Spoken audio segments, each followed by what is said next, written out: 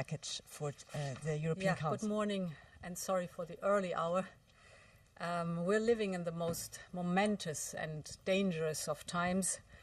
I do not need to describe the grave nature of the threats that we face or the devastating consequences that we will have to endure if those threats would come to pass, because the question is no longer whether Europe's security is threatened in a very real way or whether Europe should shoulder more of its responsibility for its own security.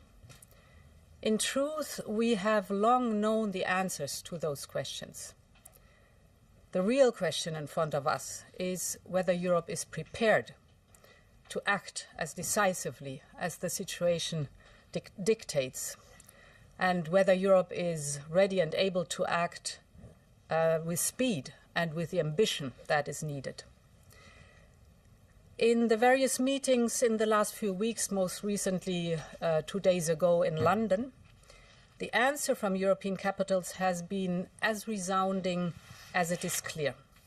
We are in an era of rearmament, and Europe is ready to massively boost its defense spending, both to respond to the short-term urgency to act and to support Ukraine, but also to address the long-term need to take on more responsibility for our own European security. And this is why today I have written a letter to the leaders ahead of Thursday's European Council. This is why we are here together today. I have outlined in this letter to the leaders the REARME Europe plan.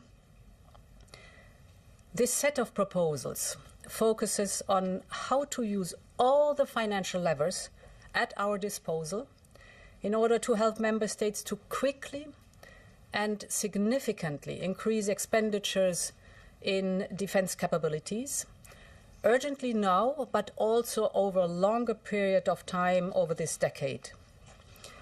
Now, there are 5 points to this plan. The first part of this REARME Europe plan is to unleash the use of public funding in defense on the national level. Member states are ready to invest more in their own security if they have the fiscal space, so we must enable them to do so. And this is why we will propose to activate the national escape clause of the Stability and Growth Pact. This will allow member states to significantly increase their defense expenditures without triggering the excessive deficit procedure. So if member states would increase their defense spending by 1.5% of GDP on average, this could create fiscal space of close to 650 billion euros over a period of 4 years. The second proposal will be a new instrument. It will provide 150 billion euros of loans to member states for defense investment. This is about basically spending better and spending together. And we're talking about pan-European capabilities domains like, for example, air and missile defense, the artillery systems, missiles and ammunition, drones and anti-drone systems, but also to address other needs from cyber to military mobility, for example. This will help member states to pool demand and to buy together. And of course, with this equipment, member states can massively step up their support to Ukraine. So immediate military equipment for Ukraine. This approach of joint procurement will also reduce costs. It will reduce fragmentation, but it will increase interoperability and, of course, strengthen our defense industrial base. And it can be to the benefit of Ukraine, as I've just described. So this is Europe's moment, and we must live up to it. The third point is using the power of the EU budget And there's a lot we can do in this domain in the short term to direct more funds towards defense-related investments.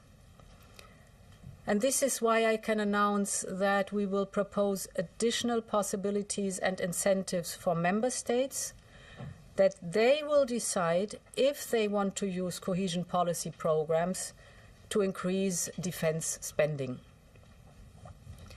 Now, the last two areas of action aim at mobilizing private capital by accelerating the Savings and Investment Union and, of course, through the European Investment Bank. So to conclude, Europe is ready to assume its responsibilities.